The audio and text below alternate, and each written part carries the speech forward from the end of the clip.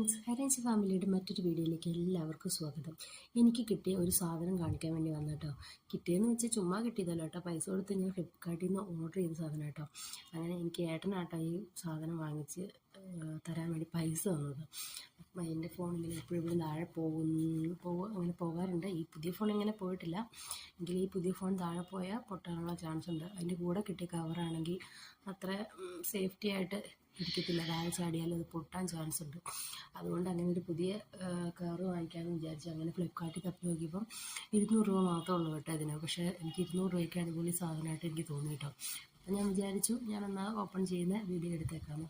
അങ്ങനെ ഞാൻ കവറൊക്കെ പൊട്ടിച്ചത് സാധനം പുറത്തെടുക്കുന്ന രംഗമാണ് ഈ കാണുന്നത്.